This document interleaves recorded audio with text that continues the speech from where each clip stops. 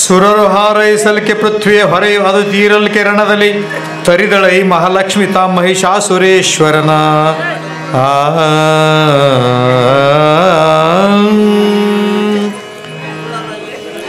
ದೇವಾನುದೇವತೆಗಳೆಲ್ಲ ಬಂದಮ್ಮ, ಚಿಕ್ಷರನನ್ನು ಕೊಂದೆ, ಬಿಡಾಲನನ್ನು ಕೊಂದೆ, ರಸಿಲೋಮನನ್ನು ಕೊಂದೆ, ರುಧಾಗ್ರನನ್ನು ಕೊಂದೆ, ಅವರೆಲ್ಲರನ್ನು ಕೊಂದು ನಮ್ಮನ್ನು ರಕ್ಷಣೆ ಮಾಡಿದೆ ತಾಯಿ ಅಂತ ತಾಯಿ ಭಗವತಿಯನ್ನು ಪ್ರಾರ್ಥನೆ ಮಾಡ್ತಾರೆ.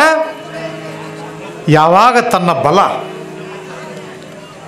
ರಸಿಲೋಮ, ರುಧಾಗ್ರ, ಚಿಕ್ಷುರ, ಬಿಡಾಲ್ ಅಂತಕ್ಕಂಥ 4 ಜನ ರಾಕ್ಷಸರು ಈ ದೇವಿಯ ಕೈಯಲ್ಲಿ ಸಂಹಾರ ಆದ್ರಲ್ಲ, ಅವಾಗ ಮಹಿಷಾಸುರನಿಗೆ ಎಚ್ಚರ ಆಯ್ತಂತ. ಮಹಿಷಾಸುರ ಅಂತಕ್ಕಂಥ ರಾಕ್ಷಸನಿಗೆ ಎಚ್ಚರಿಕೆ ಆಯಿತು. ಎಚ್ಚರಿಕೆಯಾಗಿ ಸುರರು ಹಾರೈಸಲ್ಕೆ ಪೃಥ್ವಿಯ ಹೊರೆಯು ಅದು ತೀರಲ್ಕೆ ರಣದಲ್ಲಿ ತರಿದಳೈ ಮಹಾಲಕ್ಷ್ಮಿ ತಾಂ ಮಹಿಷಾಸುರೇಶ್ವರನ. ಹೆಂಗೆ ಬಂದ ಮಹಿಷಾಸುರ ಅಂತಂದ್ರೆ ಒಂದ್ಸಲ ಕೇಳ್ರಿ. 27,000 ಆನೆ, 27,000 ಕುದುರೆ, 27,000 ರಥಗಳು, 27,000 ಕಾಲಾಳು ಕೂಡಿದರೆ ಒಂದು ಅಕ್ಷೋಹಿಣಿ ಸೈನ್ಯ ಅಂತ ಕರೀತಾರೆ. ಅಂಥವು 1700 ಅಕ್ಷೋಹಿಣಿ ಸೈನ್ಯ ಇತ್ತಂತ ಅವನ ಕಡೆ. ಯಾರ ಕಡೆ? ಮಹಿಷಾಸುರನ ಕಡೆ. ಈ ಪ್ರಕಾರವಾಗಿರ್ತಕ್ಕಂತಹ ಸೈನ್ಯವನ್ನು ತೆಗೆದುಕೊಂಡು ಕಾಲಭೈರವನಂತೆ ಎದ್ದು ಬಂದನು. ಹೆಂಗೆ ಬಂದಂದ್ರೆ ಕಾಲಭೈರವನಂತೆ ಎದ್ದು ಬಂದನು, ಸಾಗರಳು ಉಕ್ಕಿದವು, ಭೂಕಂಪವಾಯಿತು. ಅವ ಬಂದ್ರ ಭೂಕಂಪ ಆಯ್ತಂತ. ಬಹುಶಃ ದೇವಿ ಪುರಾಣದಲ್ಲಿ ಬರ್ತಕ್ಕಂಥ ರಾಕ್ಷಸರಲ್ಲಿ ಮಹಿಷಾಸುರ ಬಹಳ ಬಹಳ ಬಲಶಾಲಿ. ಖುರದ ಪೆಟ್ಟಿಗೆ ಭೂಮಿ ಬಿಚ್ಚಿತು. ಯಾವಾಗ ತನ್ನ ಪಾದರಕ್ಷೆಗಳನ್ನು ಮೆಟ್ಟಿಕೊಂಡು ಭೂಮಿ ಮೇಲೆ ಕಾಲಿಟ್ರ ಭೂಮಿ 2 ಹೋಳ ಆಯ್ತಂತ ಹೇಳ್ತಾರೆ. ಖುರದ ಪೆಟ್ಟಿಗೆ ಭೂಮಿ ಬಿಚ್ಚಿತು, ಅರರ ಸಿಂಗ ವಿದಾರಿತಕ್ಕೆ ಧರೆ ಹಿಡಿದು ಮೇಲಕ್ಕೆ ಎತ್ತಿದನು ಚಿಡು ಚಾಪಿಯಂದದಲ್ಲಿ. ಸಾಹಿತ್ಯ ಕೇಳ್ರಿ, ಭಾಳ ಚಂದದ. ಮನೆಯೊಳಗೆ ನಾವು ಮಲ್ಕೊಂಡದ್ದು ಈ ಚಿಡ್ಚಾಪಿ ಹಿಂಗೆ ಜಾಡಿಸ್ತೀವಲ್ಲ, ಭೂಮಿಯನ್ನು ಜಾಡಿಸಿದಂಥವ. ಏನು ತಾಕತ್ತಿರ್ಬೇಕು ಅಂದ್ರೆ. ಖುರದ ಪೆಟ್ಟಿಗೆ ಭೂಮಿ ಬಿಚ್ಚಿತು, ಚಿಟು ಚಾಪಿ ಎತ್ತಿದಂಗೆ ಹಿಂಗೆ ಹಾಕಿ ಹಿಂಗೆ ಜಾಡಿಸಿ ಎತ್ತಿದ್ರೆ ರಥಗಳು, ಕುದುರೆಗಳು, ಆನೆಗಳು, ಸಿಂಹಗಳು, ನರಿಗಳು, ನಾಯಿಗಳೆಲ್ಲ ಎಲ್ಲೆಲ್ಲಿ ಬೇಕಲ್ಲಿ ಆಕಾಶದಲ್ಲಿ ಹಾರಾಡ್ತಾ ಇದ್ದು ಅಂತ. ಅಂಥ ಸಿಟ್ಟಿನಿಂದ ಬಂದ ಯಾರನ್ನು ಕೊಲ್ಲಬೇಕಂತ? ಆ ಮಹಾತಾಯಿಯನ್ನು ಕೊಲ್ಲಬೇಕಂತ. ಭರದ ಮೂಗು ಶ್ವಾಸಗಾಳಿಗೆ ತೆರಳಿದರು ಹರಿಹರರ ದ್ವಿಜರು, ಅರಮೆ ಇಲ್ಲದೆ ಹಾರಿದರು ಧ್ರುವ ಮಂಡಲಕ್ಕೆಂದ. ಅವ ಶ್ವಾಸ ಬಿಟ್ರೆ, ನಾವು ಶ್ವಾಸ ಬಿಟ್ರೆ ಅದ್ರ ಕೆಳಗೆ ಒಂದು ದ್ವಾಮಿ ಸಹಿತ ಹೋಗಲ್ಲ, ಒಂದು ದ್ವಾಮಿ ಸಹಿತ ಮುಂದಕ್ಕೆ ಹೋಗಲ್ಲ. ಅವನು ಹಿಂಗೆ ಒಂದು ಸಲ ಶ್ವಾಸ ತಗೊಂಡು ಶ್ವಾಸ ಬಿಟ್ಟರೆ ದೇವಾನುದೇವತೆಗಳೆಲ್ಲ ದಿಕ್ಕುಪಾಲಾಗಿ ಓಡಿ ಹೋಗಿದ್ದರಂತ ಆ ಗಾಳಿಗೆ. ಈಗ ಜಾಸ್ತಿ ಮಹಿಷಾಸುರನ ಬಗ್ಗೆ ಹೇಳೋದು ಬೇಡ. ಮಹಿಷಾಸುರ ಅಂದ್ರೆ ಯಾರು ಅಂದ್ರೆ, ಮಹಿಷ ಅಂದರೆ ಕ್ವಾಣ. ನಿಮಗೆಲ್ಲ ಗೊತ್ತದ ಕ್ವಾಣ ಹೆಂಗಿರ್ತದೆ. ಕೆಟ್ಟ ಅದರಂಥ ಅಜ್ಞಾನಿ ಪ್ರಾಣಿ ಜಗತ್ತಿನಾಗ ನೋಡ್ಲಿಕ್ಕೆ ಸಿಗಂಗಿಲ್ಲ. ಮತ್ತು ಅದರಂಥ ಅಹಂಕಾರ ಯಾರಿಗೂ ಇರಂಗಿಲ್ಲ. ಅದಕ್ಕೆ ಊರೊಳಗೆ ಯಾರ ಭಾಳ ಒಂದು ನಮೂನಿ ಸೊಕ್ಕಿನಿಂದ ಮೆರಿತಿದ್ರೆ ಹಂಗ್ಯಾಕೆ ಕ್ವಾಣ ಇದ್ದಂಗೆ ಹೀರಿ ಅಂತ ಯಾಕಂತಾರಂದ್ರೆ ಅಜ್ಞಾನ. ಬರೀ ಅಜ್ಞಾನವಲ್ಲ, ಅಜ್ಞಾನ ಪೂರಿತವಾಗಿರ್ತಕ್ಕಂಥ ಅಹಂಕಾರ. ಯಾವುದು ಭಾಳ ಖಾರ ಅಂತಂದ್ರೆ, ನಿಮ್ಮ ಮನೆಯಾಗಿರುವ ಮೆಣಸಿನಕಾಯಿ ಭಾಳ ಖಾರ ಅಂತಾರಲ್ಲ, ಬ್ಯಾಡಗಿ ಮೆಣಸಿನಕಾಯಿ ಭಾಳ ಖಾರ ಅಲ್ಲಲ್ಲ. ಎಲ್ಲಕ್ಕಿಂತ ದೊಡ್ಡ ಖಾರ ಯಾವುದು ಅಂತ ಕೇಳಿದ್ರೆ ನಮ್ಮ ಹೃದಯದಲ್ಲಿ ಮನೆ ಮಾಡಿರ್ತಕ್ಕಂಥ ಅಹಂಕಾರ. ಧನಮದ, ಧಾನ್ಯಮದ, ಕುಲಮದ, ಯೌವನಮದ, ರೂಪಮದ, ಅಧಿಕಾರಮದ, ತಪೋಮದ, ವಿದ್ಯಾಮದ ಅಂತಕ್ಕಂಥ ಅಷ್ಟಮದಗಳು ನಮ್ಮಲ್ಲವ. ಮಹಿಷಾಸುರನ ಬಳಿ ಇಷ್ಟು ಇದ್ದು ಅಂತ. ಇದು ಹೆಂಗದ, ಇದರಾಗ ಒಂದಿದ್ರೆ ನಾವು ರಾಕ್ಷಸರಿದ್ದಂಗೆ ಇರ್ತೀವಿ, 8 ಇದ್ದು ಅಂತ ಅವನ ಕಡೆ.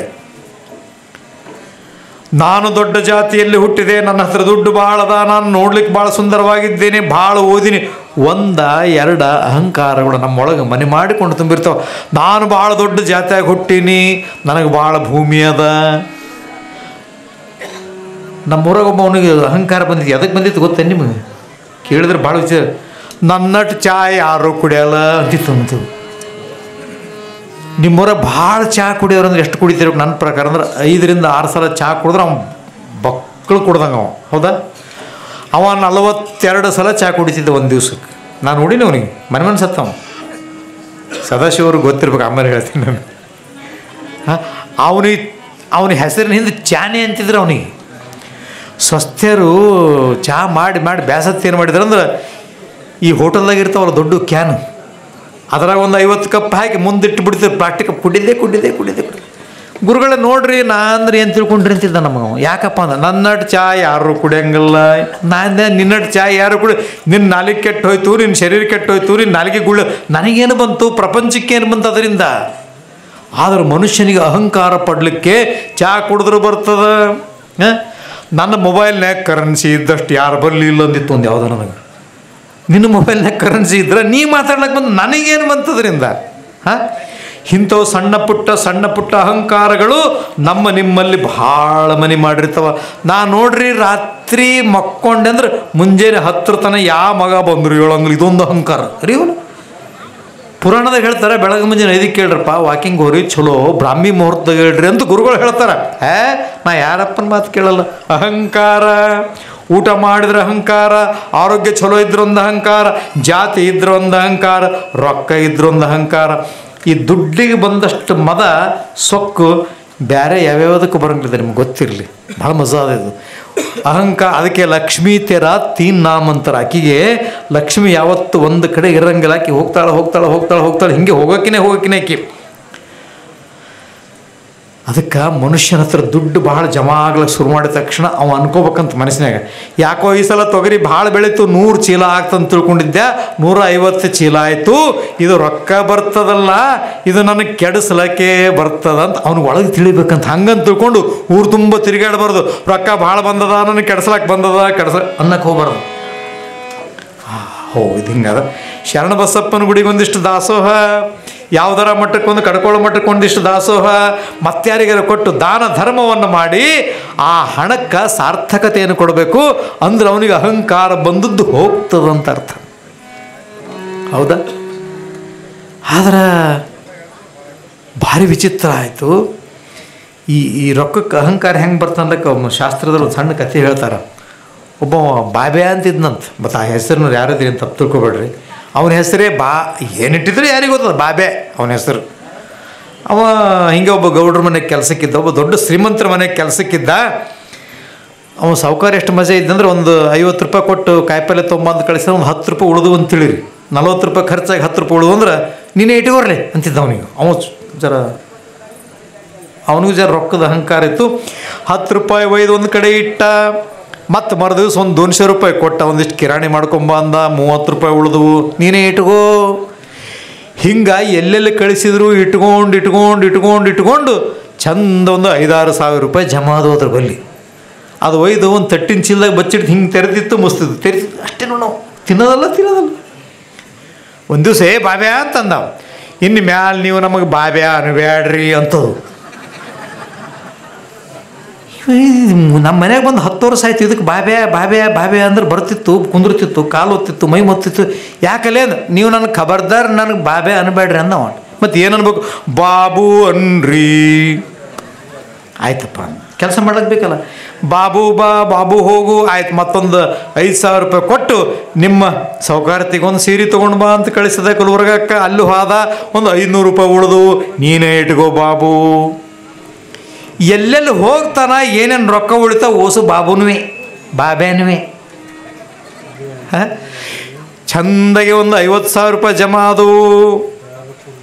ಒಂದು ದಿವಸ ಬಾಬು ಇಲ್ಲಿ ಬಾ, ಮನೆಗೆ ಲಗ್ನ ಬಂದದ, ಮತ್ತು ಹೋಗಿ ಒಂದು ಹುಬ್ಬಳ್ಳಿಗೆ ಹೋಗಿ ಬಟ್ಟೆ ಸಂತಿ ಮಾಡ್ಕೊಂಬ, ನೀವು ನನಗೆ ಬಾಬು ಅನ್ಬೇಡ್ರಿ ಅಂತ. ಯಾಕೆ 50,000 ರೂಪಾಯಿ ಜಮಾ ಆಗಿದ್ವಲ್ಲ. ಏನು ಅನ್ಬೇಕಂದ? ಬಾಬು ರಾವ್ ಅನ್ರಿ ಅಂತದು. ನೋಡ್ರಿ, ಬಾಬ್ಯಾ ಹೋಗಿ ಬಾಬುವಾಗ ರಾವ್. ಇದು ಯಾಕೆ ಹೆಂಗೆ ಮಾಡ್ಲಕ್ಕದ? ಸಾವುಕಾರಿಗೆ ಅದು ರೊಕ್ಕ ಕೊಡೋದು ಬಂದ್ ಮಾಡಿದ್ರೆ ತಾನೇ ಕಮ್ಮಿ ಆಗ್ತದ. ಅದಕ್ಕೆ ಇದು ತಿಳಿಯೋದು ಸಾವುಕಾರಿಗೆ. ಅದು ಆಯಿತು. ಹುಬ್ಬಳ್ಳಿ ಸಂತಿಗೆ ಹೋದ, ಒಂದು 2-3 ಲಕ್ಷ ರೂಪಾಯಿ ಕೊಟ್ಟು ಕಳಿಸಿದ್ದ. ಎಲ್ಲ ದೊಡ್ಡ ಸೀರೆ ತೊಗೊಂಬತ್ತಿದ್ದ. ಚಂದ ಒಂದು 20,000 ರೂಪಾಯಿ ಉಳಿದವು. 20,000 ರೂಪಾಯಿ ಉಳಿದ, ನೀನೇ ಇಟ್ಕೋ. ಅವನಿಗೊಂದು ಈ ಮಜಾರ್ ಕಂಡಿತ್ತು ಅವನಿಗೆ ಮಗನಿಗೆ. ಹಿಂಗೆ ಕೊಡು, ಒಂದು 2 लाख ರೂಪಾಯಿ ಜಮಾ ಅದು. 1 ಎಕರೆ ಭೂಮಿಯಲ್ಲಿ ಒಂದು ಅಂಗೈ ಆಗಲ್ಲ ಜಾಗ ಎಲ್ಲ 2 लाख ರೂಪಾಯಿ ಇದ್ರಿ ಯಾರಿಗೆ ಸೊಕ್ಕು ಬರೋಂಗಿಲ್ಲ. ಅವ ಅಂದ, ಏ ಬಾಬುರಾವ್ ಇಲ್ಲಿ ಬಾ ಇಲ್ಲಿ ಅಂತಂದ. ನೀವು ನನಗೆ ಬಾಬುರಾವ್ ಅನ್ನಬೇಡ್ರಿ ಅಂತದ. ಯಾಕೆ ನೀವು ಲೇ ಅಂತೀರ ನನಗೆ ಅಂದವ. ಅಲ್ಲ ಏನಾಯ್ತು ಅಂದ್ರೆ, ಇನ್ಮೇಲೆ ನಿನಗೆ ಏನು ಅನ್ಬೇಕು? ನನಗೆ ಬಾಬು ಗೌಡ ಅನ್ರಿ. ಗೌಡ ಆಯ್ತದ. ಶಿವ ಅವ ಕೇಳ್ದ, ಇದು ದಿನ 8 ದಿವ್ಸಕ್ಕೆ 15 ದಿವ್ಸಕ್ಕೆ ಹೆಸರು ಚೇಂಜ್ ಮಾಡ್ಲಿಕ್ಕತ್ತದ, ಏನಾಗಿದೆ ಅದಕ್ಕೆ ಅಂತ ಉಳಿದ ಆಳ ಮಕ್ಕಳಿಗೆ ಕೇಳಿದಂತ ಅವ ಅಂದಂತೆ, ಅಪ್ಪ ಕೊಡ್ತೀರಿ ಬಲ್ಲಿ ತೋರಿಸ್ತೀನಿ ಅಂತ ಕರ್ಕೊಂಡು ಅದು ಏನು ಜ್ವಾಳ ಚೀಲದಾಗ ಮುಚ್ಚಿಡ್ತಿತ್ತಲ್ಲ ಕಿಲ್ಲಿ ಅವ ನೋಡ್ರಿ ಬಾಬುಗೌಡನ ರೊಕ್ಕ ಅನ್ನು ಇವ ನೋಡಿದೆ ಹಿಂಗೆ ಅಂತ ತಿಳ್ಕೊಂಡು ಒಂದು ರಾತ್ರಿ ಓಸು ಜಾಡಿಸಿದ ಗೌಡ. ಮರ್ದಿಸ್ ಮುಂಜಾನೆದು ಬಾಬು ಗೌಡ ಬಾ ಇಲ್ಲಿ ಬ್ಯಾಡ್ರಿ ನನಗೆ ಬಾಬ್ಯಾ ಅನ್ರಿ ಅಂತ. ದುಡ್ಡಿಗೆ ಮನುಷ್ಯನಿಗೆ ಹೆಂಗೆ ಅಹಂಕಾರ ಬರ್ತದೆ, ಹೌದಾ? ಅದಕ್ಕೆ ಗೊತ್ತಿರಲಿ, ನಿಮ್ಮ ಒಳಗೆ ರೊಕ್ಕ ಜಮಾ ಆಗ್ಲಾಕ ಶುರು ಆಯಿತು ಅಂದ್ರೆ ಒಳಗೆ ಅಹಂಕಾರ ಬರ್ಲಾಕ ಶುರು ಆಗ್ತದ. ಹೆಣ್ತಿ ಅಂದ್ಲಂತ ಗಂಡಗ, ಒಂದು 2,000 ರೂಪಾಯಿ ಕೊಡ್ರಿ, ನಿಮ್ಮ ಪಗಾರ ಆದ್ಮೇಲೆ ಕೊಡ್ತೀನಿ ಅಂದ್. ಇದು ಹೆಂಗೆ ನೋಡ್ರಿ ಮಜಾ. ನೌಕರಿ ಮಾಡೋರು ಭಾಳ ಚಲೋ ತಿಳಿತದೆ. 2,000 ರೂಪಾಯಿ ಕೊಡ್ರಿ, ನಿಮ್ಮ ಪಗಾರ ಆದ್ಮೇಲೆ ಕೊಡ್ತೀನಿ ಅಂದ್ರೆ ನಿಮ್ಮವೇ ಕದ್ದು. ಹೆಣ್ಣು ಮಕ್ಕಳು ತಿಜೋರಿ ಇರೋದು ಎದರ ಗೊತ್ತ ನಿಮ್ಗೆ? ಗಂಡಸರು ಬಟ್ಟೆ ಒಗಿಲಕ್ಕೆ ಹಾಕ್ತಾರಲ್ಲ, ಹಿಂಗೆ ಜಾಡಿಸಿದ್ರು ಅಂತಂದ್ರೆ ಒಂದು 500 ರೂಪಾಯಿ ನೋಟ್ ಬಿತ್ತಂದ್ರೆ ಮುಗೀತು ನೋಡ್ರಿ. ಅದನ್ನು ಇದು ಎಲ್ಲರೂ ಇಡ್ತಾರೆ. ಗಂಡಸರಿಗೆ ಸ್ವಲ್ಪ ಮರವು ಜಾಸ್ತಿ ಡ್ಯೂಟಿ ಒಳಗೆ. 500 ರೂಪಾಯಿ ನೋಟಿತ್ತು, ನೋಡಿದೇನು ಇದು ಅಂಜಿಂಜೆ ಕೇಳಬೇಕು. ನೋಡಿದೇನಂತ ಕೇಳಿದ್ರೆ 500 ರೂಪಾಯಿ. ಯವ್ವ ನಾ ಎಂಥವ್ರ ಮಗಳು, ನನಗೆ ಎಂಥದ್ದು ಬಂತೋ ಯಪ್ಪ. ನೀ ಕಳು ಮಾಡಿದಂತ ಅಂದಿಲ್ಲ, ನೋಡಿಲ್ಲ ಯಪ್ಪ, ನನಗೆ ಎಂತ ಯವ್ವ ಯಾಕ ಬರ್ರಿ ಈಗ ನನಗೆ ನಿನ್ನ ಕಾಲು ಬೀಳ್ತೀನಿ ಯವ್ವ ನಿನಗೇನ. ಮತ್ತೊಂದು 2 ದಿನ ಆದಮೇಲೆ ಕಿಲ್ಲೊಂದಿಷ್ಟು ಹೋಗಿದ್ದೆ, ಒಂದು 2,000 ರೂಪಾಯಿ ಇಟ್ಟಿದ್ದೆ ಟೇಬಲ್ ಮೇಲೆ. ನೋಡ್ರಿ ನಮ್ಮಪ್ಪ ಅಂತವಲ್ಲ, ನಮ್ಮ ಅಣ್ಣ ಅಂತವಲ್ಲ, ನಮ್ಮ ತಮ್ಮ ಅಂತವಲ್ಲ, ನಿಮಗೆ 10,000 ರೂಪಾಯಿ ಬೇಕಾದ್ರೆ ಹೇಳ್ರಿ, ನಮ್ಮ ತವ್ರ ಮನೆ ಫೋನ್ ತರಿಸ್ಕೊಡ್ತೀನಿ, ನನಗೆ ನೀವೇನಾರ ಕಳ್ಳೆ ಅಂದೆ. ಹಿಂಗೆ ಸಾಸಿವೆ ಡಬ್ಬ್ಯಾಗ ಜೀರಿಗೆ ಡಬ್ಬ್ಯಾಗ ರೊಕ್ಕ ಇಟ್ಟಿಟ್ಟು 1,000 10,000 20,000 ಲಕ್ಷ ಆಯ್ತಂದ್ರೆ ಗಂಡ ಏನರ ಹೆಚ್ಚು ಕಡಿಮೆ ಮಾತಾಡಿದ್ರೆ, ನೀವು ಇನ್ನೊಮ್ಮೆ ಖಬರ್ದಾರ್ ಮಾತಾಡಿದ್ರೆ ನನ್ನ ಸೂಟ್ಕೇಸ್ ರೆಡಿ ಆದ ನೋಡ್ರಿ ಅಂತಳಕಿ. ಎಲ್ಲಕ್ಕೆ ಬರ್ತಂದ್ರೆ ದುಡ್ಡಿಗೆ ಬಂದಷ್ಟು ಅಹಂಕಾರ ಯಾವುದಕ್ಕೂ ಬರೋಂಗಿಲ್ಲ, ಬಂಗಾರಕ್ಕೆ ಬಂದಷ್ಟು ಅಹಂಕಾರ ಯಾವುದು ಬರೋಂಗಿಲ್ಲ. ಅದಕ್ಕೆ ನಮ್ಮ ಜನಪದರು ಹೇಳ್ತಾರೆ, ಬಂಗಾರ ಯಾಕಿರ್ಬೇಕು ಮನೆಗಂದ್ರೆ, ಕೇಳ್ರಿ ಬಂಗಾರ ಗಳಿಸ್ರಿ ತಗೋರಿ, ಬಂಗಾರ ಯಾಕಿರ್ಬೇಕು ಮನೆಗಂದ್ರೆ, ಏನರ ಆರೋಗ್ಯ ಕೆಟ್ಟಾಗ ಒಮ್ಮಿಂದೊಮ್ಮೆ ರೊಕ್ಕ ಸಿಗಬೇಕಾದ್ರೆ ಬಂಗಾರ ಸಿಗ್ತದೆ. ಫ್ಲಾಟಿಗೆ ಹೊಲ ಮಾರಿದ್ರೆ ರೊಕ್ಕ ಜಲ್ದಿ ಸಿಗಂಗಿಲ್ಲ.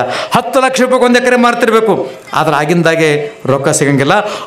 ಆಪತ್ತು ಇರಲಿ, ಸೀದಾ ಹೋಗಿ ಮಾರ್ಕೆಟಿಗೆ ಹೋದ್ರೆ ಆಗಿಂದಾಗೆ ರೊಕ್ಕ ಯಾವುದಕ್ಕೆ ಸಿಗ್ತಂದ್ರೆ ಬಂಗಾರಕ್ಕೆ ಸಿಗ್ತದೆ. ಅದನ್ನು ತೊಟ್ಟು ಇನ್ನೊಬ್ಬರನ್ನ ಹಂಗಿಸಬೇಡ ಅಂತಕ್ಕಂಥ ಶಾಸ್ತ್ರ ಹೇಳ್ತಾರೆ. ಬಂಗಾರ ಬಳಿ ತೊಟ್ಟು ಬಡವರನ ಬೈಬ್ಯಾಡ, ಬಂಗಾರ ನಿನಗ ಸ್ಥಿರವಲ್ಲ. ಬಂಗಾರ ಬಳಿ ತೊಟ್ಟು ಬಡವರನ ಬೈಬ್ಯಾಡ, ಬಂಗಾರ ನಿನಗ ಸ್ಥಿರವಲ್ಲ. ಬಂಗಾರ ನಿನಗ ಸ್ಥಿರವಲ್ಲ ನನ್ನ ಮಗಳೇ, ಮಧ್ಯಾಹ್ನದ ಬಿಸಿಲು ಸ್ಥಿರವಲ್ಲ. ಬಿಸಿಲು ಈ ಕಡೆ ಇರ್ತದ, ನಾಳೆಗೆ ಈ ಕಡೆ ಬರ್ತದ, ಮುಂಜಾನೆ ಆ ಕಡೆ ಹೋಗ್ತದ. ಹಂಗೆ ಮನೆಯೊಳಗೆ ಸಂಪತ್ತು ಬಂದದ್ದು ಕೂಡ ಇವತ್ತಿರ್ತದ, ನಾಳೆಗೆ ಬರ್ತದ. ಅದನ್ನು ಹೋಗ್ಬೇಡ್ರಿ. ಬಂಗಾರ ಬೆಳ್ಳಿ ಭಾಳ ದೊಡ್ಡದಂತ ನೀವು ತಿಳ್ಕೊಂಡಿರಿ, ನಾನು ತಿಳ್ಕೊಂಡಿನಿ. ಆದ್ರೆ ಅದನ್ನು ಎಷ್ಟು ಗಳಿಸ್ಬೇಕು ಅಷ್ಟೇ ಗಳಿಸ್ಬೇಕು, ಎಷ್ಟು ಬೇಕು ಸುಮ್ಮನೆ ಅದೇ ಅಲ್ಮರೆಗೆ ಇರಪ್ಪ, ಯಾವಾಗಾರ ಸಮಯ ಬಂದಾಗ ತಗೋತೀನಿ ಅನ್ಬೇಕು. ಹೊರತಾಗಿ ಮೈ ತುಂಬ ಹೊತ್ಕೊಂಡು ತಿರುಗಾಡ್ಬಾರ್ದು, ಸರಬ್ ಬಜಾರಿ ತಿರುಗಾಡ್ದಂಗೆ ತಿರುಗಾಡಬಾರ್ದು. ಅದನ್ನು ಇರಬೇಕು ಮನೆಯೊಳಗೆ ಅಷ್ಟೇ. ಅದಕ್ಕೆ ಇನ್ನೊಂದು ನಮ್ಮ ದಯವಿಟ್ಟು ಹೆಣ್ಣುಮಕ್ಕಳು ತಪ್ಪು ತಿಳ್ಕೊಬೇಡ್ರಿ. ಯಾರ ಮೈ ಮೇಲಾರ ಬಂಗಾರ ಭಾಳ ಹಾಕ್ಕೊಂಡಿದ್ರು ಅಂತಂದ್ರೆ ಬಂಗಾರ ಇಲ್ದವ್ರನ್ನ ಹಂಗಿಸ್ತಕ್ಕಂಥ ಒಂದು ಚಟ ಅದು ಭಾಳ ಕೆಟ್ಟ ಚಟ. ಏನೋ ನಿಮ್ಮ ಪೂರ್ವ ಜನ್ಮದ ಪುಣ್ಯ, ನಿನ್ನ ಗಂಡು ಗಳಿಸ್ಯಾನ, ಮಾವು ಗಳಿಸ್ಯಾನ, ಹಿರಿಯರು ಗಳಿಸ್ಯಾನ, ಮನ್ಯಾಗ ಅದ ಹಾಕ್ಕೊಂಡು ತಿರುಗಾಡಿ. ಇರ್ಲಾರ್ದವ್ರನ್ನ ಯಾಕೆ ಮಾತಾಡ್ತೀರಿ ಅವ್ರ ಬಗ್ಗೆ? ಯಾಕಂದ್ರೆ ನಿನ್ನ ಗಂಡು ಏನು ಮಾಡಿಸಿಲ್ಲನು? ಸುಮ್ಮನೆ ಕೇಳೋದು, ಕಟ್ಟಿ ಮೇಲೆ ಕುಂತು ಬರೀ ಇವಿ ತೊಗರಿ ಮಾರಿದ ರೊಕ್ಕ ಏನು ಮಾಡಿದ ಅವ, ಏನ್ಯಾಕೆ ಮಾಡಲ್ಲಕ್ಕ ನಿನಗೆ ಅದಕ್ಕೆ ಬೇಕು? ಅಯ್ಯೋ ಬರೀ ಹಿಂಗೆ ಮಾಡ್ತಾನೆ, ಯಾರಿಗೇನೋ ಕೊಡ್ತಾನೆ ನೋಡು, ಹುಳ ಬಿಟ್ಬಿಡೋದು ಒಂದು ಹಿಂಗೆ ಸಣ್ಣದೊಂದು ಹುಳ ಬಿಟ್ಟು ಮಕ್ಕೊಂಬಿಡೋದು. ಈಕೆ ಮಕ್ಕೋತಾಳ, ಅದು ಎದ್ದು ಕೊಡ್ತದೆ. ಯಾರಿಗೆ ಬೇಕು? ಅದಕ್ಕೆ ಇನ್ನೊಮ್ಮೆ ಯಾರಾದರೂ ನಿನ್ನ ಗಂಡ ನಿನಗೆ ಏನು ಮಾಡಿಸಿಲ್ಲ ಅಂತ ಕೇಳಿದ್ರೆ ಅವ್ರು ಹಿಂಗೆ ಉತ್ತರ ಕೊಡ್ರಿ. ನಾನು ಹೇಳ್ತೀನಿ ನಿಮ್ಗೆ, ಕೂಲಿ ಮಾಡಿದರೇನ ಕೂರಿಗೆ ಹೊತ್ತರೇನ, ನನಗ ನನ್ನ ರಾಯ ಬಡವೇನ. ಎಷ್ಟದ ನಿನ್ನ ಮನೆಗೆ ಬಂಗಾರ ಅಂತ ಕೇಳಿಲ್ಲಂತಕ್ಕೆ. ನಿನ್ನ ಮನೆಗೆ ಬಂಗಾರ ಎಷ್ಟಂತ ಕೇಳಿದ್ರೆ ಅಕ್ಕಿ ಅಂದ್ಲಂತ, ನನ್ನ ಮನೆಗೆ 50 ತೊಲಿ ಅದಂತ. ಅಕ್ಕಿ ಅಂದ್ಲಂತ, ನಮ್ಮ ಮನೆಗೆ 70 ಕಿಲೋ ಅದಂದು ಅಂತಕ್ಕೆ. ಯಾಕೆ ನನ್ನ ಗಂಡನ ತೂಕ 70 ಕಿಲೋ ಅದು, ಅದಕ್ಕೆ ಅವ್ನು 70 ಕಿಲೋ ಬಂಗಾರ. ಕೂಲಿ ಮಾಡಿದರೇನ ಕೂರಿಗೆ ಹೊತ್ತರೇನ ನನಗ ನನ್ನ ರಾಯ ಬಡವೇನ, ನನಗ ನನ್ನ ರಾಯ ಬಡವೇನ ಬಂಗಾರ ಮಾಲು ಇದ್ದಂಗ ಮನಿಯಾಗ. ನಿನ್ನ 50 ತೊಲಿ ತೊಗೊಂಡೇನು ಮಾಡಲಿ, ನನ್ನ ಮನೆ 70. ಈ ರೀತಿ ಮಾತಾಡಿದ್ರೆ ಆ ಗಂಡಿಗೆ ಎಷ್ಟು ಸಂತೋಷ ಆಗಲಿಕ್ಕಿಲ್ಲ. ನನ್ನ ಹೆಂಡತಿ ನನಗೆ ಬಂಗಾರ ಅಂದಾಳ, ನನಗೆ ಮಹಾರಾಜ ಅಂದಾಳ ಅಂತ ಅಕ್ಕಿ ನೋಡು. ಅದಕ್ಕೆ ಬಂಗಾರ ಬೆಳ್ಳಿ ಭೂಮಿ ಯಾವುದೇ ನಿಮ್ಮಲ್ಲಿರಲಿ ಅದು ಇನ್ನೊಬ್ಬರಿಗೆ ಹಂಗಿಸ್ಲಿಕ್ಕಲ್ಲ, ಅಹಂಕಾರ ಪಡಲಿಕ್ಕೆಲ್ಲ. ಅಹಂಕಾರ ಪಟ್ರಿ ಅಂದ್ರೆ ನೀವು ಮಹಿಷಾಸುರ, ನಾನು ಮಹಿಷಾಸುರ. ಅವರು ಬಂಗಾರ ಬಳಿ ತೊಟ್ಟು ಬಡವ್ರನ್ನ ಬೈಬೇಡ. ನಿನ್ನ ಬಳಿ ಬಂಗಾರ ಇರೋದು ನೀನು ಹಾಕ್ಕೊಳ್ಳೋಕ್ಕಾದ ಹೊರತಾಗಿ ಇನ್ನೊಬ್ಬರನ್ನ ಹಂಗಿಸ್ಲಿಕ್ಕಿಲ್ಲ. ಅಂಥ ಕೆಲಸವನ್ನು ಮಾಡೋದು ಬಿಟ್ರಿ ಅಂದ್ರೆ ಆ ದೇವಿ ಕೃಪೆ ನೇರವಾಗಿ ನಿಮ್ಮ ಮನೆಗೆ ಬರ್ತಂತಕ್ಕಂಥ ಮಾತನ್ನು ಹೇಳ್ತಾ, ಮಹಿಷಾಸುರ ಅಂತಂದ್ರೆ ನಾನು ಹೇಳಿದ್ನಲ್ಲ, ಬಂಗಾರಕ್ಕೆ ದುಡ್ಡಿಗೆ ಧಾನ್ಯ ಏನು ಹೆಚ್ಚಾದ್ರೂ ಅಹಂಕಾರ ಮನುಷ್ಯನೊಳಗೆ ಉಕ್ಕಲಕ್ಕೆ ಶುರು ಮಾಡ್ತದೆ. ಮತ್ತು ಒಳಗೆ ಉಕ್ಕಲಕ್ಕೆ ಶುರು ಮಾಡಿದ ತಕ್ಷಣ ಏನು ಮಾಡ್ತೀವಿ ಅಂತಂದ್ರೆ ಮನಸ್ಸಿಗೆ ಬಂದಾಗ ಬೇಕಂತ ಮನಸ್ಸಿಗೆ ನಾ ಯಾರಿಗೆ ಏನು ತಿಳಿಯಂಗಿಲ್ಲ ರೀ, ನಾ ಅವ್ರಿಗೇನು ತಿಳಿಯಂಗಿಲ್ಲ ಇವ್ರಿಗೇನು ತಿಳಿಯಂಗಿಲ್ಲ ಅಂತ. ಯಾಕಂತಂದ್ರೆ ಒಳಗೆ ಮಹಿಷಾಸುರ ಅಂತಕ್ಕಂಥವನು ಇರ್ತಾನೆ. ಹೇಳುವೆ ನೀನು ಮಹಿಷಂಗೆ ದೇವಿಗೆ ಕಾಳಗವು ಬಹಳ ಆಯಿತು. ನಾನು ವಡಗೇರಿಯಲ್ಲಿ ಈ ಪುರಾಣ ಹೇಳೋ ಮುಂದೆ ಮಹಿಷಾಸುರನ ಯುದ್ಧನೇ ಒಂದು ದಿವಸ ಹೇಳಿದ್ದೆ, ಪೂರ 2 ತಾಸು ಹೇಳಿದ್ದೆ. ಸಮಯ ಬಹಳ ಕಡಿಮೆ ಅದ. ಹೇಳುವೆ ನೀನು ಮಹಿಷಂಗೆ ದೇವಿಗೆ ಕಾಳಗವು ಬಹಳ ಆಯಿತು, 1000 ಪರತೋಳಿನಿಂದಲೇ ಕಾದಿದಡೆ ತೀರದು ಮಹಾಯುದ್ಧ. 1000 ತೋಳುಗಳಿಂದ ಯುದ್ಧ ಮಾಡಿದ್ಲಂತ ತಾಯಿ. ನಮಗೆ ಇರತಕ್ಕಂಥ ಕೈಗಳು 2. 1000 ತೋಳುಗಳಿಂದ 1000 ಆಯುಧಗಳನ್ನು ಹಿಡ್ಕೊಂಡು ಯುದ್ಧ ಮಾಡಿದರೂ ಕೂಡ ಮಹಿಷಾಸುರನ ಒಂದು ಕೂದಲು ಸಹಿತ ಕಿತ್ತಲಿಲ್ಲಂತ. ಅರ್ಥ ಏನಂದರೆ 1000 ವರ್ಷಗಳಿಂದ ಯುಗಗಳಿಂದ ಮಹಾತ್ಮರು ಪುಣ್ಯವಂತರು ಶರಣರು ಬಂದು ಎಷ್ಟು ಹೇಳಿದ್ರು ನಮ್ಮ ಅಹಂಕಾರ ಎಷ್ಟೂ ಕಡಿಮೆ ಆಗಿಲ್ಲ. ನಾವೆಲ್ಲರೂ ಮಹಿಷಾಸುರರೇ, ಅರ್ಥ ಮಾಡ್ಕೊಳ್ಳಬೇಕು. ಮೇಲೆ ಮೇಲೆ ಇವತ್ತಿದೇವಿಯ ಮೇಲೆ ಮೇಲೆ ಇವತ್ತಿದೇವಿಯ ಕಾಲುಗಳ ನಡೆಸಿದನು ಹಿಂದಕ್ಕೆ, ಸೀಳುವೆನು ಬಿಡ ನೆನತು ಬೊಬ್ಬೆ ನಿಕ್ಕಿದನು ಮಹಿಷ. 1000 ಕೈಗಳಿಂದ ಯುದ್ಧ ಮಾಡಿದರೂ ಕೂಡ ಮಹಿಷಾಸುರ ಸಾಯಲಿಲ್ಲ. ದೇವಿಯು ಆಯಾಸಗೊಂಡಳು, ಬೇಸತ್ತಳ ಮಹಾದೇವಿ. ಸ್ವತಃ ದೇವಿಗೆ ಕೂಡ ಆಯಾಸ ಆಗಿ ತನ್ನ ಬಿಲ್ಲು ಬಾಣಗಳನ್ನು ಒಂದು ಕಡೆ ಇಟ್ಟು ಸುಮ್ಮನೆ ಕುಂತು ಬಿಟ್ಲಂತ ತಾಯಿ. ಏನು ಮಾಡಲಿ? ಇದರ ಅರ್ಥ ಎಷ್ಟು ವರ್ಷಗಳಿಂದ ವಚನಗಳಲ್ಲಿ, ಶಾಸ್ತ್ರಗಳಲ್ಲಿ, ಪುರಾಣಗಳಲ್ಲಿ, ತತ್ವಪದಗಳಲ್ಲಿ, ವೇದಗಳಲ್ಲಿ, ಉಪನಿಷತ್ತುಗಳಲ್ಲಿ ಅಹಂಕಾರ ಬ್ಯಾಡ್ ಬ್ಯಾಡ್ ಬ್ಯಾಡ್ ಅಂತ ಹೇಳಿದ್ರು ನಮ್ಮ ಅಹಂಕಾರ ಹೆಂಗೆ ನಾಶ ಆಗಿಲ್ಲವೋ ಅದೇ ಪ್ರಕಾರ ಮಹಿಷಾಸುರ ಕೂಡ ನಾಶವಾಗಲಿಲ್ಲ. ನೋಡಿದವರಾರಿಲ್ಲ ಯುದ್ಧವ ಗಾಢ ಮಹಘೋರದಬ್ಬರಕ್ಕೆ ತನು ನೀಡಿದರು ದೇವತೆಗಳು, ಮೂರ್ಛಾಗಿ ಬಿದ್ದರೆಲ್ಲರೂ. ಬ್ರಹ್ಮ ವಿಷ್ಣು ಮಹೇಶ್ವರರು ಮೂರ್ಛಿತರಾಗಿ ಬಿದ್ದರಂತ, ಬೇಹೋಶಾಗಿ ಬಿದ್ದರಂತ ಹೇಳ್ತಾರೆ. ಬ್ರಹ್ಮ ವಿಷ್ಣು ಮಹೇಶ್ವರರು ಮೂರ್ಛಿತರಾಗಿ ಬಿದ್ದರೆ ನಮ್ಮಂಥವರ ಪಾಡೇನು? ಅದಕ್ಕೆ ಅಹಂಕಾರಕ್ಕೆ ಒಂದು ಸಣ್ಣ ಉದಾಹರಣೆ ಹೇಳ್ತೀನಿ ನಿಮ್ಗೆ. ಇದು ನಡೆದದ್ದು ಘಟನೆ, ಇದು ಜೋಕಲ್ಲ, ನಡೆದದ್ದು ಘಟನೆ ಅಲ್ಲ. ದಯಮಾಡಿದ ಎಲ್ಲಿ ನಡೆದಂತ ನನಗೆ ಕೇಳಬೇಡ್ರಿ ನೀವು. ಒಬ್ಬ ದೊಡ್ಡ ಶ್ರೀಮಂತ ಇದ್ದ, ದೊಡ್ಡ ಶ್ರೀಮಂತ ಅಂದ್ರೆ ಭಾಳ ದೊಡ್ಡ ಶ್ರೀಮಂತ. ಈಗೆಲ್ಲ ನೀವೆಲ್ಲ ನೋಡಿರಲ್ಲ, ಸರ್ವೀಸ್ ಅಂತಿದ್ದು ಮೊದಲು KSRTC ಬಸ್ಸಿನ ಜೊತೆಗೆ ಸರ್ವೀಸ್ ಅಂತಿದ್ದು ಗೊತ್ತಲ್ಲ ನಿಮಗೆಲ್ಲ. ಪ್ರೈವೇಟ್ ಬಸ್ಗಳಿದ್ದವು, 8 ಬಸ್ ಇದ್ದು ಅಂತ ಅವನ ಬಲ್ಲಿ. ಭಾಳ ದೊಡ್ಡ ಶ್ರೀಮಂತ. ಎಷ್ಟು ಅಂಜಿಕೆ ಇಟ್ಟಿದ್ದಂತಂದ್ರೆ ಆ ದಾರಿಯೊಳಗೆ ತಿರುಗಾಡ್ತಕ್ಕಂಥ ಯಾವುದೇ ಬಸ್ಸುಗಳು KSRTC ಬಸ್ ಬಂದ್ರೆ ಈ ಬಸ್ಸುಗಳು ಅವನಿಗೆ ದಾರಿ ಬಿಡ್ಬೇಕು. ಹೆಂಗದ, ಒಂದು ಮುಂದೆ ಗೌರ್ಮೆಂಟ್ ಬಸ್ ಹೊಂಟಿತ್ತಂದ್ರೆ ಹಿಂದೆ ಇವನು ಸರ್ವೀಸ್ ಹೊಂಟಿತ್ತಂದ್ರೆ ಇವ ಹಾರ್ನ್ ಮಾಡಿದ್ರೆ ಅವ್ರು ದಾರಿ ಬಿಡಬೇಕು, ಮುಂದೆ ಅವ ಸೀಟ್ ತೊಗೊಂಡು ಹೋಗವ. ತಿಳ್ಕೊರಿ, ತಿಳಿತಲ್ಲ? ಇದು ಹಾರ್ನೇ ಬೇರೆ ಇತ್ತು. ಅಲ್ಲಿದ್ದಂಥ ಕಂಡಕ್ಟರ್ ಡ್ರೈವರ್ಗಳಿಗೆಲ್ಲ ಗೊತ್ತಿತ್ತಂದ್ರೆ ಈ ಬಸ್ಸಿಗೆ ಡ್ರೈವ್ ಬಿಡ್ಬೇಕಪ್ಪ, ಈ ಬಸ್ಸಿಗೆ ದಾರಿ ಬಿಡ್ಬೇಕಪ್ಪ, ಈ ಬಸ್ಸಿಗೆ ದಾರಿ ಬಿಡಬೇಕು, ಇಲ್ಲಂದ್ರೆ ಸಾವುಕಾರ ನಮ್ಗೆ ಹಿಡ್ಕೊಡಂಗಿಲ್ಲ ಅನ್ನೋಷ್ಟು ಫೇಮಸ್ ಆಗಿದ್ದಂಥ. ಒಂದು ಸಲ ಏನಾಗ್ಯದ, ಒಬ್ಬ ಡ್ರೈವರ್ ಹೊಸದಾಗಿ ಬಂದಾನ, ದಾರಿ ಬಿಡ್ಬೇಕಂತ ಅವನಿಗೆ ಗೊತ್ತಿಲ್ಲ. ಇದು ನಡೆದ ಘಟನೆ, ಇದು ಮನುಷ್ಯರ ಅಹಂಕಾರ ಹೆಂಗಿರುತ್ತೆ. ಅದು ಹಿಂದಿನಿಂದ ಇವು ಬಸ್ಸುಗಳು ಬಂದಾವ, ಇವನು ಬಸ್ ಬಂದಾವ, ಸಾವುಕಾರನ ಬಸ್ ಬಂದಾವ. ಅವ ಹಾರ್ನ್ ಹೊಡೆದಾನ, ಇವ ದಾರಿ ಬಿಟ್ಟಿಲ್ಲ. ಅವ ಕಂಡಕ್ಟರ್ ಬಂದು ಹೇಳಿದಂತೆ, ಅವ್ರದ್ದು ಬಸ್ಸು ದಾರಿ ಬಿಡೋಣಂತ. ಅದಕ್ಕೆ ಪಾಪ ಡ್ರೈವರ್ ಅವ ಹೊಸ್ದಾಗಿ ಬಂದ, ಅವನ ಯಾಕೆ ಆ ಬಸ್ಸಿಗೇನು ಕಂಡಕ್ಟರ್ ಆ ಬಸ್ಸಿಗೇನು ಕೋಡ್ ಅವನಂದಂತವ ಅಂತಾರಲ್ಲ ಮಾತಾಡ ಬಂದ, ಆ ಬಸ್ಸಿಗೇನು ಕೋಡ್ ಅವನಂದಂತ. ಅಲ್ಲಿದ್ದ ಒಬ್ಬ ಪ್ಯಾಸೆಂಜರ್ ಏನು ಮಾಡಿದಂತ ಸೀದಾ ಅವನ ಬಲ್ಲಿ ಹೋದ ಸಾವ್ಕಾರನ ಬಲ್ಲಿ ಹೋಗಿಂದ, ಯಪ್ಪ ಇವತ್ತು ಇಂಥ ಬಸ್ನಾಗ ಬರೋ ಮುಂದೆ ಡ್ರೈವರ್ ಏನಂದನ ಗೊತ್ತಾನ ಸಾವ್ಕಾರ ಏನಂದ, ಅವನು ಬಸ್ಸಿಗೇನು ಕೋಡಾವೇನಂದ ಅಂತ ಅವನಿಗೆ ಹೇಳಿದ್ನಂತ. ಹಿಂಗಂದವ ಅಂತ ಹೇಳಿ ಅವ ಏನು ಮಾಡಿದಂತ ಸಾವ್ಕಾರ 8 ಕ್ವಾಣ ಕಡಿಸಿ ಅವು ಕೋಡ್ ತಂದು ಬಸ್ಸಿಗೆ ಹಚ್ಚಿದ್ನಂತ. 8 ಕ್ವಾಣ ಕಡಿಸಿ ಅದನ್ನು ಕರೆಕ್ಟ್ ಕಟ್ ಮಾಡಿಸಿ ಸ್ಕ್ರೂ ಹಾಕಿ ಆ ಬಸ್ಸಿನ ಮೇಲೆ ಹಿಂಗೆ ಹಚ್ಚಿದಂತ. ಆ ಡ್ರೈವರ್ಗೆ ಹೇಳು ನನ್ನ ಗಾಡಿಗಳಿಗೆ ಕೋಡ್ ಅವಂತ ಹೇಳೋದಂತ. ಅಂದರೆ ಮನುಷ್ಯನ ಅಹಂಕಾರ ಎಷ್ಟದಂತಂದ್ರೆ 8 ಕ್ವಾಣಗಳ ಜೀವ ತೆಗೆದು ಬಸ್ಸಿಗೆ ಹಚ್ಚಿ ನನ್ನ ಬಸ್ಸಿಗೆ ಕೋಡವಂತ ಹೇಳೋ ಮಗನಿಗಂತ ಅನ್ಬೇಕಾದ್ರೆ ಇದು ನಡೆದ ಘಟನೆ. ಮನುಷ್ಯನ ಅಹಂಕಾರ ಯಾವುದು ಗೊತ್ತಿಲ್ಲ. ಒಂದು ದಿವಸ ಆ ಮನುಷ್ಯ ಸತ್ತಾಗ ಯಾರ್ಯಾರು ಅವನಿಂದ ತುಳಿತಕ್ಕೆ ಒಳಗಾಗಿದ್ರಲ್ಲ ಅವನ ಹಾಕಿ ತುಳಿದ್ರು ಅಂತ ಹೇಳ್ತಾರೆ. ಆ ಮಾತನ್ನು ಹೇಳ್ತಾರೆ. ಅದಕ್ಕೆ ಈ ಶರೀರ ಹೋದಾಗ ನಮ್ಮನ್ನು ಹೆಂಗೆ ಗೊತ್ತಾರೆ ಹೆಂಗೆ ಮೆತ್ತಾರಂತ ನಿಮಗೆ ಗೊತ್ತದೆ. ಅದಕ್ಕೆ ಮನುಷ್ಯನೇ ಅಹಂಕಾರ ಪಡಬೇಡ. ಒಬ್ಬ ಅಂತಿದ್ದಂತ ನಾನಿರಲಾರ್ದೆ ಏನೂ ನಡೆಯಂಗಿಲ್ಲ ಅಂತಿದ್ದಂತ. ಯಾವಾಗ ಮುಂದೆ ನೀವು ನಾ ಇಲ್ಲ ಏನು ನಡೆಯಂಗ ಈ ಊರಾಗ ಏನಾಗಬೇಕಾದ್ರೆ ನಾ ಬೇಕು ನೋಡ್ರಿ ಅಂತಿದ್ದಂತ. ಎಲ್ಲರೂ ಹೌದು ಅಂತ. ನಾನಿರಲಾರ್ದೆ ಏನೂ ನಡೆಯಂಗಿಲ್ಲ ಏನೂ ನಡೆಯಂಗಿಲ್ಲ ಅಂತಿದ್ದಂತ. ಒಂದು ದಿವಸ ಸತ್ತು ಹೋದಂತ ಎಲ್ಲ ನಡೀತಂತ, ಅವನೇ ನಡೀಲಿಲ್ಲಂತ. ನಿಮಗೆ ಎಲ್ಲ ನಡೀತು ಅವ ನಡೀಲಿಲ್ಲ. ಅರ್ಥಾತ್ ಈ ಪ್ರಪಂಚ ನಾ ಹಿಂಗಂದ್ರೆ ಹೆಂಗೆ ಮುಂದಿನ ವರ್ಷ ನಾನು ಹೊರತು ಈ ಪುರಾಣ ನಡೆಯಂಗಿಲ್ಲ ಅಂದ್ರೆ ಇನ್ನೊಬ್ಬ ಬರ್ತಾನೆ ಕೂಡ್ತಾರೆ ಹೇಳ್ತಾರೆ, ಪ್ರಶ್ನೆ ಇಲ್ಲ. ನಾನಿಲ್ಲದೆ ಏನೂ ನಡೆಯಂಗಿಲ್ಲ ಅಂತ ಯಾರೂ ತಿಳ್ಕೊಬೇಡ್ರಿ. ಜಗತ್ತು ಎಷ್ಟು ಜನ ಮಹಾತ್ಮರು ಹೋಗ್ಯಾರ, ದೊಡ್ಡವರು ಹೋಗ್ಯಾರ, ಸಣ್ಣವ್ರು ಹೋಗ್ಯಾರ, ಎಲ್ಲರೂ ಹೋಗ್ಯಾರ. ಜೀವನ ನಡೆಯಂಗ ನಡೆದ ಯಥಾ ಪ್ರಕಾರ ಗಾಳಿ ಬೀಸ್ತದ, ನದಿ ಹರಿತದ, ನಡೆಯಂಗೆ ನಡೀತದೆ. ಮತ್ತೆ ಮದುವೆ ಆಗ್ತಾವ, ಮತ್ತೆ ಮಕ್ಕಳಾಗ್ತಾವ, ಮತ್ತೆ ಸಂಸಾರ ನಡೀತದ. ಅದಕ್ಕೆ ಅಹಂಕಾರ ಪಡಬೇಡ್ರಿ. ನೋಡಿದವರಾರಿಲ್ಲ ಯುದ್ಧವ ಕಿತ್ತಿದನ ಬಹುಗಿರಿಯ ದೇವಿಯ ಗುಡ್ಡಗಳನ್ನು ಎತ್ತೆತ್ತಿಂಗ್ ಒಗಿತಿದ್ದಂತ ಅಕ್ಕಿನ ಮೈ ಮೇಲೆ. ಅರ್ಥ ಆಗ್ತದ? ಗುಡ್ಡಗಳನ್ನು ಎತ್ತಿ ಒಗಿತಿದ್ದ ಅರ್ಥ. ಗುಡ್ಡ ಎತ್ತಿ ಒಗದನಂತ ತಿಳ್ಕೊಬೇಡ್ರಿ.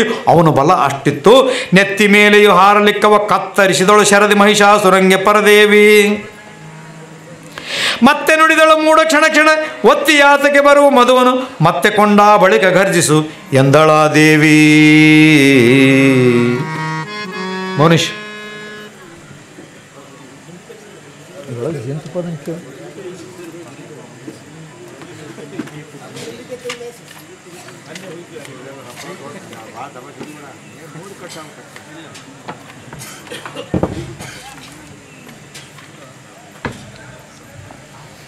ಒಂದು ಹಾರ ಕೊಟ್ರಿ.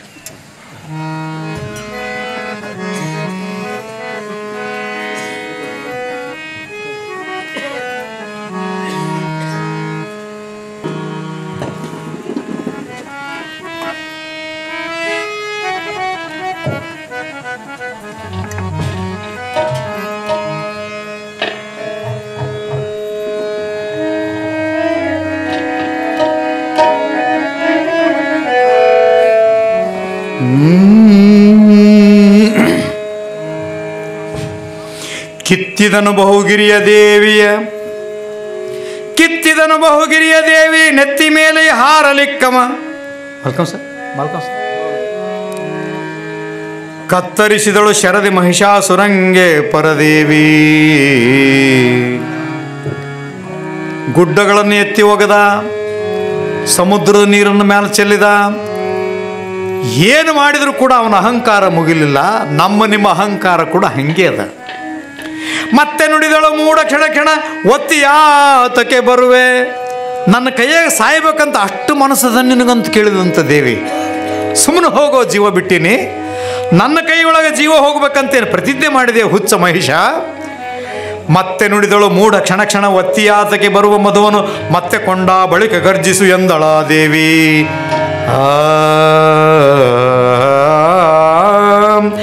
ಪಾನ ಮಾಡು ಪರಾಂಬೆ ಮಧುವನು. ಆಗ ದೇವತೆಗಳಂತಮ್ಮ 5,000 ವರ್ಷಗಳ ಕಾಲ ಯುದ್ಧ ಮಾಡಿದಲ್ಲಮ್ಮ ಈ ಹುಚ್ಚಿನ ಸಂಕಟ, ಈ ನಿಶಾವನ ಸಂಕಟ, ಈ ರಾಕ್ಷಸನ ಸಂಕಟ. ನಿನ್ನ ಕೈಗಳೆಷ್ಟು ನೋವಾದವು, ನಿನ್ನ ಮೈ ಎಷ್ಟು ರಕ್ತ ಬಂತು, ನಿನ್ನ ಎಷ್ಟು ಆಯಾಸ ಆಯ್ತು ತಾಯಿ. ಒಂದು ಕ್ಷಣದಲ್ಲಿ ಇದನ್ನು ಇರುವಿ ಹೊಡೆದಂಗೆ ಹೊಡಿಬಹುದು. ನೀನು ಹೊಡೆದು ಬಿಡಿಯವ್ವ. ಪಾನ ಮಾಡು ಪರಾಂಬೆ ಮಧುವನು ಈ ನಿಶಾಟನದೇನು ನಿಮಿಷಕ್ಕೆ ತಾನೆ ಹೊರಗುವನೆಂದು ಹರಿಹರ ರಾಗ ಕೂಗಿಡಲು. ಹರಿಹರ ಬ್ರಹ್ಮ ವಿಷ್ಣು ಮಹೇಶ್ವರರು ಚಪ್ಪಾಳೆ ಹೊಡೆದು ಕೂಗಿದ್ರದಮ್ಮ, ಹೊಡೆದು ಬಿಡಿ ಇವನ್ನ, ಯಾಕಿಟ್ಟಿದೀವು ನನ್ನ, ಇಂಥವರೆಲ್ಲ ಭೂಮಿಗೆ ಬಾರ. ತಾನು ಕಂಡಳು ತಾನು ಕಂಡಳು ಮಧುವ ಕಂಗಳು ಅನಿತ್ಯ ಮಹಾ ಕೆಂಪು ಪರವಶ ತಾನೆಯಾದಳು ಹುಂಕರಿಸಿದಳು ಕೋಪದಲ್ಲಿ ದೇವಿ ಹುಂಕರಿಸಿದಳು ಕೋಪದಲ್ಲಿ ದೇವಿ. ಮಹಾಲಕ್ಷ್ಮಿ ಅವತಾರ ಇರತಕ್ಕಂಥ ಈ ತಾಯಿ ಅತ್ಯಂತ ಭೀಭತ್ಸವಾದ ರೂಪವನ್ನು ತೆಗೆದುಕೊಂಡು ಮೈಯೆಲ್ಲ ಕೆಂಪಾಯಿತು, ಕೂದಲೆಲ್ಲ ಕೆದರಿ ಬಿಟ್ಟವು. ನಿಮ್ಮಂಥವ್ರು ಕೂದಲು ಕೆದರಿದ್ರೆ ಏನಾಗದದ? ನಾವು ಮಾಡಿದರೆ ಏನಾಗದದ? ಕೂದಲುಗಳೆಲ್ಲ ಕೆದರಿಕೊಂಡು ಮೈಯೆಲ್ಲ ಕೆಂಪಾಗಿ ಮಾಡಿ ಕಣ್ಣುಗಳನ್ನು ಕೆಂಪು ಮಾಡಿಕೊಂಡು ಪಾನ ಮಾಡು ಪರಾಂಬೆ ಮಧುವನು ಈ ನಿಶಾಟನದೇನು ನಿಮಿಷಕ್ಕೆ ತಾನೇ ಹೊರಗುವನೆಂದು ಹರಿಹರರಾಗ ಕೂಗಿಡಲು ತಾನು ಕಂಡಳು ಮಧುವ ಕಂಗಳು ಅನಿತ್ಯ ಮಹಾ ಕೆಂಪು ಪರವಶ ತಾನೆಯಾದಳು ಹುಂಕರಿಸಿದಳು ಕೋಪದಲ್ಲಿ ದೇವಿ. ನಾ ಹೊಡೆಯಿಂದ ಹೊಡಿಬೇಕು. ನಡೆದು ಒದೆದಳು ರಕ್ಕಸನ ನಡೆದು ಒದೆದಳು ರಕ್ಕಸನ ಕಾಲಡಿಯೊಳಗೆ ಕೆಡಹಿದಳು. ನಡೆದು ಒದೆದಳು ರಕ್ಕಸನ ಕಾಲಡಿಯೊಳಗೆ ಕೆಡಹಿದಳು ಶೂಲದಲೊಡನೆ ತಿವಿದಳು ಎದೆಯ ಸರಿವರು ಮೆಟ್ಟಿಪಾದದಲ್ಲಿ ಅವನ ಕುತ್ತಿಗೆ ಮೇಲೆ ಕಾಲನ್ನಿಟ್ಟು ನಡೆದು ಒದೆದಳು ರಕ್ಕಸನ ಕಾಲಡಿಯೊಳಗೆ ಕೆಡಹಿದಳು ಶೂಲದಲೊಡನೆ ತಿವಿದಳು ಎದೆಯ ಸದಿರವನ್ನು ಮೆಟ್ಟಿಪಾದದಲ್ಲಿ ಕಡಿದಳ ಖಡ್ಗದಲ್ಲಿ ತಲೆಯನು ಮಡಿದ ಮಹಿಷಾಸುರನ ದೇವತೆಗಳ ಅಡಿಗಡಿಗೆ ಎಚ್ಚೆತ್ತರೆ ಜಯ ಜಯತು ಜಯವೆಂದ.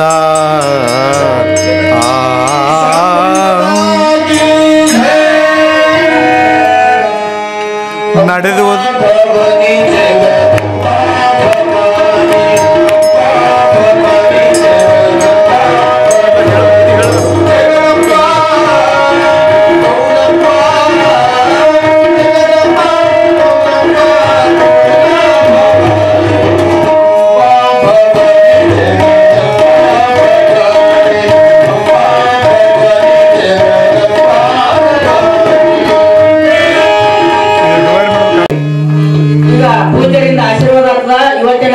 ದಾಸೋಹ ಗರಿಗಡಬ ಅನ್ನ ತುಪ್ಪ ಸಾಂಬಾರ್ ಎಲ್ಲ ಮಾಡ್ಯಾರ. ಎಲ್ಲರೂ ಶಾಂತತೆಯಿಂದ ಊಟ ಮಾಡ್ಕೊಂಡು ಹೋಗ್ಬೇಕು. ಯಾರು ಹಾಗೆ ಹೋಗ್ಬಾರ್ದು. ಬಂದಂತ ಅತಿಥಿಗಳಲ್ಲಿ ವಿನಂತಿ ಮಾಡಿಕೊಳ್ಳೋದು ಏನಂದ್ರ ಅವ್ರು ಅಪೇಕ್ಷೆ ಇವತ್ತು ಚಂದಗ ನಮ್ಮೂರು ಎಲ್ಲರೂ ಕೂಡ ಮಾಡ್ಯಾರ. ಹೆಣ್ಮಕ್ಳು ಎಲ್ಲರೂ ಗಂಡ್ಮಕ್ಳು ಸಹ ಸಹಾಯ ಮಾಡಿ ಕರೆಕ್ಟ್ 6 ಗಂಟೆಗೆ ಆ ಕಾರ್ಯಕ್ರಮ ಎಲ್ಲ ಮುಗಿಸಿರ್ತಾರೆ. ತಾವೆಲ್ಲ ಬಂದಂತ ಅತಿಥಿಗಳು ಯಾರೆಲ್ಲ ಗ್ರಾಮದ ಸುತ್ತಮುತ್ತಲ ಬಂದಂತ ಗ್ರಾಮಗಳು ಕೊಟ್ಟ ಪ್ರಸಾದ ತೆಗೆದುಕೊಳ್ಬೇಕು. ಸದಾಶಿವ ಅವರಿಗೆ ಅನಂತ ಧನ್ಯವಾದಗಳು. ಈಗ ಗುರುಗಳಿಂದ ಮನೆಗೆ ಒಂದು ಪಾವು ಪ್ರಸಾದ ಮಾಡಿದಂತ ತಿರುಪತಿ ಬಾಗಪ್ಪ ಸಿಂಗ್ರಿ ದಂಪತಿಗಳು ವೇದಿಕೆ ಹತ್ತಿರ ಬಂದು ಪೂಜೆಯಿಂದ ಆಶೀರ್ವಾದ ಪಡಿಬೇಕು. ಬೇಗನೆ ಬಂದು ಇವತ್ತಿನ ದಾಸೋಹ ಸೇವೆ ಕರಿಗಡಬ ತುಪ್ಪ ಮತ್ತು ಅನ್ನ ಸಾಂಬಾರ ಬಹಳ ವಿಜೃಂಭಣೆಯಿಂದ ನಮ್ಮೂರವ್ರು ಒಕ್ಕಟ್ಟು ಬಹಳ ಚಂದ ಮಾಡ್ಯಾರ. ತಾವೆಲ್ಲ ಬಂದಂತ ಅತಿಥಿಗಳು ಸ್ವೀಕಾರ ಮಾಡಿದ್ರ ಅವರೇ ಒಂದು ಪದ್ಯಗಳು ಹೆಂಗವಂತ ಕೇಳಿದ್ರೆ ಬಹುಶಃ ಅದಕ್ಕೆ ಹೋಲಿಸಲಿಕ್ಕೆ ಸಾಧ್ಯ ಇಲ್ಲ. ಅದನ್ನು ಎಷ್ಟರ ಮಟ್ಟಿಗೆ ಹೇಳ್ತೀರೋ ಗೊತ್ತಿಲ್ಲ. ನಾಳೆ ಈ ದಿವಸ ಬರೀ ತಾಯಿಯ ವರ್ಣನೆ, ಬೇರೆ ಏನೂ ಇಲ್ಲ. ಆ 21 ಪದ್ಯದಾಗೂ ಸಹಿತ ಇಷ್ಟು ದಿವಸ ಬಂದು ನಮ್ಮನ್ನು ರಕ್ಷಣೆ ಮಾಡಿದೆವ, ರಾಕ್ಷಸರಿಂದ ನಮಗೆ ರಕ್ಷಣೆ ಮಾಡಿದೆ ಅಂತ ಹೇಳಿ ಎಲ್ಲ ದೇವರುಗಳು ನಿಂತು ಆಕಿನ ಹೆಂಗೆ ಪ್ರಾರ್ಥನೆ ಮಾಡ್ತಾರೆ, ಆಕಿನ ಪ್ರಾರ್ಥನೆ ಜೊತೆಗೆ ನಿಮ್ಮ ಮನೇಲಿರ್ತಕ್ಕಂಥ ತಾಯಿಯ ಪ್ರಾರ್ಥನೆಯನ್ನು ನಾವೆಲ್ಲ ಮಾಡೋಣ ಅನ್ನೋಂಥ ಮಾತನ್ನು ಹೇಳ್ತಾ ನಾಳೆಗೆ ಯಾರೂ ತಪ್ಪಿಸ್ಕೋಬೇಡ್ರಿ. ಅದಕ್ಕೆ ಮಹಿಷರೂಪದ ರಕ್ಕಸನನ್ನು ತಾ ಮನಸ್ಸಿಗೆ ಒಗಿರ್ಲಿಕ್ಕಾಗ ಅಸಹ ಸತ್ತನೇ ಮಹಿಷಾಸುರನ ಉಳಿದಿಲ್ಲವೆಂದು ಜನರಂದ್ರಂತ ಆಹಾ ಸತ್ನಾವ ಸತ್ತು ಹೆಣ ಕೆಳಗೆ ಬಿದ್ದರೂ ಅವನು ನಂಬಲಿಲ್ಲಂತ ಜನ. ಅವನು ಸತ್ತಾನಂತ ನಂಬಲಿಲ್ಲಂತ. ಯಾಕಂದ್ರೆ ವೀರಪ್ಪನಂತಕ್ಕಂಥ ಸತ್ತಾಗ ಈ ಜಗತ್ತು ನಂಬಲಿಲ್ಲ. ಅವನ್ನ ಎಲ್ಲ ಕಾಡಿನಾಗ ಅಂದರೆ ದುಷ್ಟರಿಗೆ ಆಯುಷ್ಯ ಭಾಳ ಅಂತಾರೆ. ಹಾಗೆ ಬಹಳ ಬಗೆಯಲ್ಲಿ ದೇವಿಯು ಬಹುಶಸ್ತ್ರದಿಂದ ಹೊಡೆದು ಕೆಡಹಲು ಮಹಾರಣವು ತೋರಿತ್ತು ಮಹಿಷನನು ಮತ್ತೆಂದ. ಈ ಪ್ರಕಾರವಾಗಿ ಆದಾಗ ಎಲ್ಲ ದೇವತೆಗಳು ಪುಷ್ಪದ ಮಳೆಯನ್ನು ಸುರಿದ್ರಂಥ ತಾಯಿ ಮೇಲೆ, ಹೂವಿನ ಮಳೆಯನ್ನು ಸುರಿದು ಆಕೆ ಪಾದಕ್ಕೆ ನಮಸ್ಕಾರ ಮಾಡಿದಂತ ಹೇಳಿ ಈ ಅಧ್ಯಾಯದಲ್ಲಿ ಮುಗಿತದೆ. 9-15 ಒಂದೇ 2 ಸಾಲು ಓದಿಬಿಡ್ತೀನಿ. ಇಂದ್ರ ಮೊದಲಾದವರು ಮಹರ್ಷಿಯಿಂದ ವೇದಾಂತ ಪ್ರಮಾಣದ ಅಂದು ಸ್ತುತಿ ಮಾಡಿದರು ಮಹಾಲಕ್ಷ್ಮಿ ಏನು ನಲವಿನಲಿ. ನಾಳೆ ಆ ತಾಯಿಯನ್ನು ಬ್ರಹ್ಮ ವಿಷ್ಣು ಮಹೇಶ್ವರರು ಯಾವ ಪ್ರಕಾರ ಪ್ರಾರ್ಥನೆ ಮಾಡ್ತಾರೆ, ಹೆಂಗೆ ತಮ್ಮ ಕಣ್ಣೀರಿನಿಂದ ಆಕೆಯ ಪಾದವನ್ನು ತೊಳಿತಾರಂತಕ್ಕಂಥ ವಿಷಯವನ್ನು ಬರೀ ನಾಳೆಗೆ ಇಡೀ ಪುರಾಣದಲ್ಲಿ ತಾಯಿ ತಾಯಿ ತಾಯಿ ತಾಯಿಯನ್ನು ಬಿಟ್ಟರೆ ಬೇರೆ ಏನಿಲ್ಲ. ತಾವೆಲ್ಲರೂ ನಾಳೆಗೆ ಬರ್ರಿ ಅಂತ ಹೇಳ್ತಾ ಈಗ ನಾವು ಮಂಗಲವನ್ನು ಮಾಡೋಣ. ದಯಮಾಡಿ ನಾಳೆಗೂ ಇಷ್ಟಕ್ಕೆ ಮುಗಿಸ್ತಾರಂತ ತಿಳ್ಕೊಬೇಡ್ರಿ. ನಾಳೆ ಕರೆಕ್ಟ್ ಮತ್ತೆ ಯಥಾ ಪ್ರಕಾರ 10ಕ್ಕೆ ಮಂಗಳಾಗ್ತದೆ. ಇವತ್ತು ಸ್ವಲ್ಪ ಅತಿಥಿಗಳು ಬಂದಿದ್ದರು, ಎಲ್ಲರಿಗೆ ಅವಕಾಶ ಆದ್ದರಿಂದ ಸ್ವಲ್ಪ ತಡವಾಗಿದೆ. ಮನೆಗೆ ಹೋಗ್ಯಾರ ಮಾಡೋದೇನದ ಮತ್ತೆ ಅದೇ ಹೊರಸಿನ ಮೇಲೆ ಮಕ್ಕೊಂಡು ನಿದ್ದೆ ಮಾಡೋದದ. ಅದಕ್ಕೆ ಸಂಸಾರದ ಮೋಹ ಕಡಿಮೆ ಆಗೋದಿಲ್ಲ ಅಂತ ನೋಡ್ಲಿಕ್ಕೆ ಇವತ್ತು ಪುರಾಣ ಹೆಚ್ಚಿಗೆ ಟೈಮ್ ತೊಗೊಂಡದಂತ ನಾನು ಅನಿಸ್ತದೆ. ಒಳ್ಳೆಯದಾಗಲಿ. ಮತ್ತು ನೋಡು ಯಾರ್ಯಾರು